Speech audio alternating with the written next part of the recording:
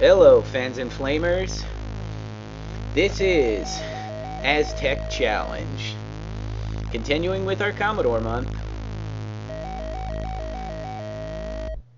Probably several of you have seen this game before, but I enjoy it. I remember playing this a lot when I was growing up.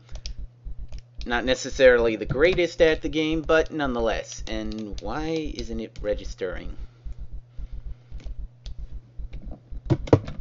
Come on. Alright, starting off, we've got the gauntlet. You've got to push down or up to dodge the various spears as they come flying.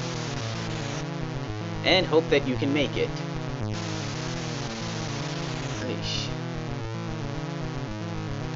If you run ducking too long, you'll trip and fall and instantly lose a life anyway. You get 5 tries, and every time you fail, you have to start the whole challenge over again.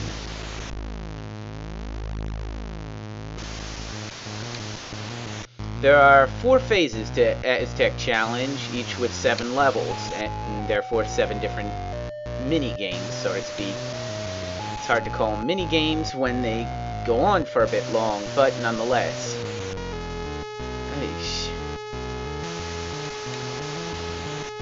And in the higher phases, these spears get not only faster, but also in phases 3 and 4, it gets darker.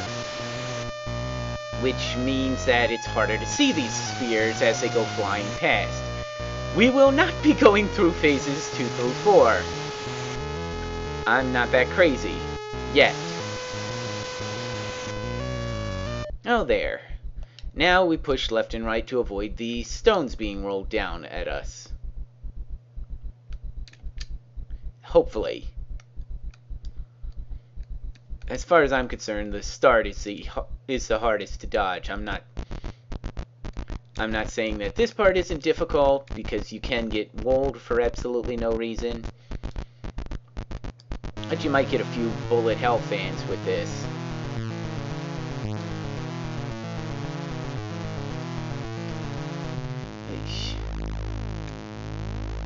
We can do this. Just climbing steps. And for some reason, the button moves you to the right. I don't know if that was, you know, the fire button moves you to the right.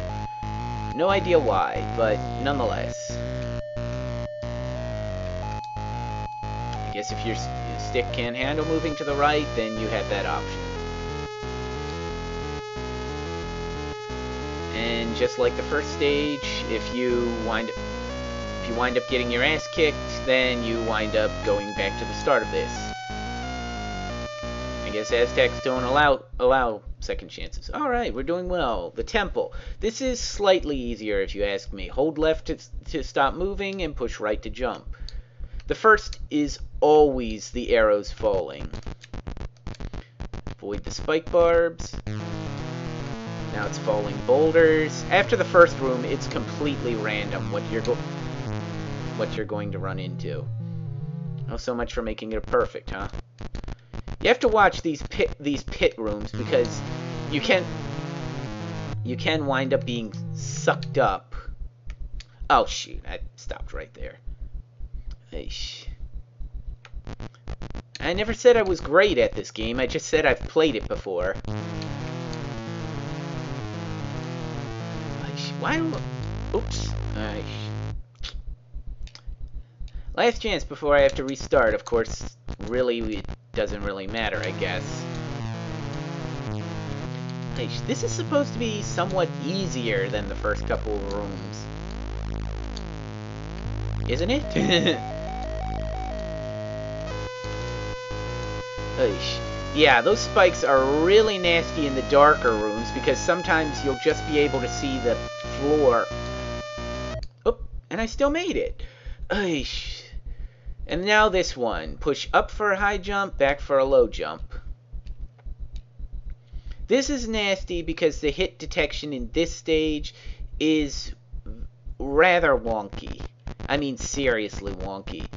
I mean, you could wind up being hit by something that's not even on screen, or you could wind up, or that's, you know, that's not even existent, or you could wind up being tagged by stuff that you thought you had dodged and yet didn't. And as you see, the hit detection, I'm allowed to leap through some of these things and I'm still fine. So yeah, you're literally throwing the dice on making it through this part.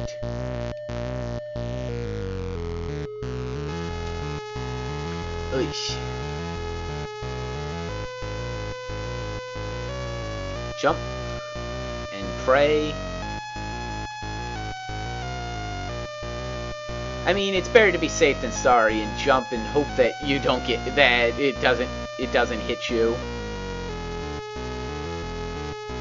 But as I said, it's really a bit of a gamble for this one.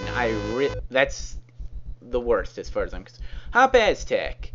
Jump forward and backwards and hope that you make it through the maze. Ouch.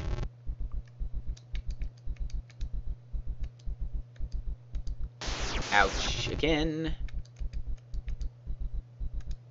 Ouch. I screwed that up. Okay, made it. Great.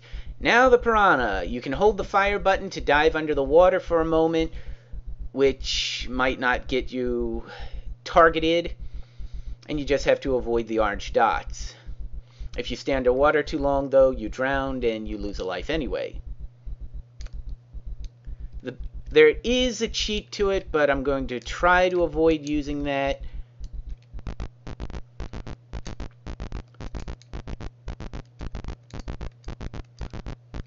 After all, I'm not the cheating type. As you see, though, this can be a little glitchy.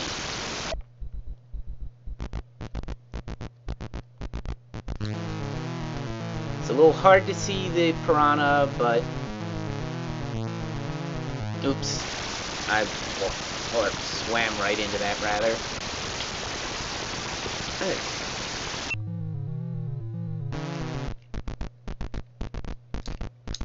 I didn't even touch him!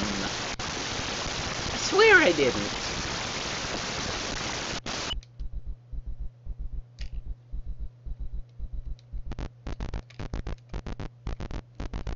Usually if the fish touch your legs, it doesn't count. It's usually only your upper body that counts. Usually. Again, you're rolling the dice a bit.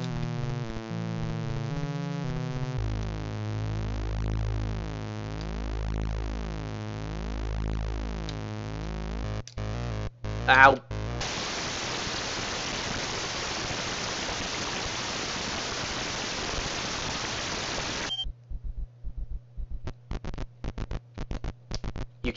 You can't swim forward and dive at the same time, but yeah, that turning gray means you've dove underwater. But as you see, for some reason, the piranha will not bother with your legs as much. Again, it's usually better to be safe than sorry, and I may wind up... This may be the part where I continue. Yeah, I want to finish this game in one video, but this is usually the trickiest part. Oosh. If I have to continue, I will, but I would prefer not to. Oop, almost ran into that one.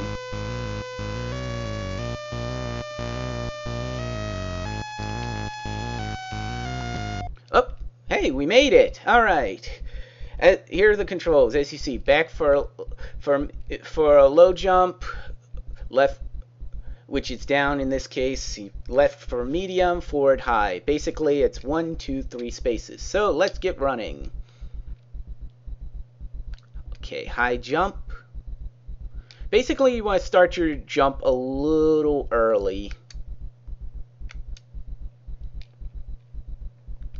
Otherwise, you might wind up getting, so to speak, sucked into the freaking space.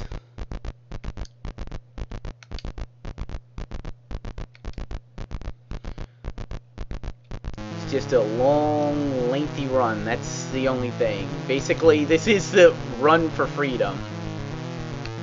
But just make sure that you're on the right space before you make the jump.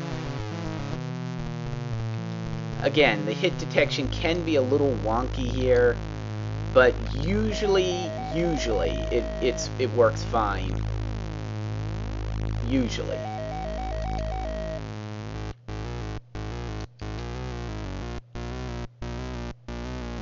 Just for a fun mention, you can, believe it or not, control the demo, as long as there's no fire button required.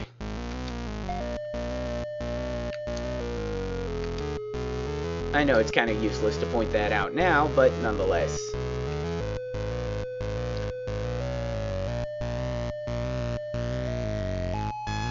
Almost there.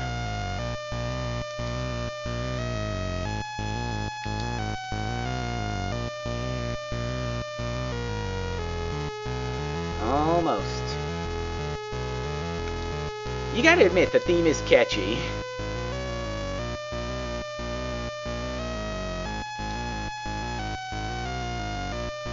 Another 3 points.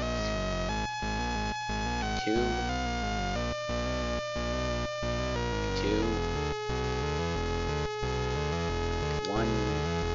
2. Another 2. We can do this. Oh, there we go. And there. The end of Aztec Challenge, basically. If you manage to make it through all 4 phases, you get kicked back to the title screen where you can start it all over again. In either case, this has been Cobra One, over and out. See you next vid.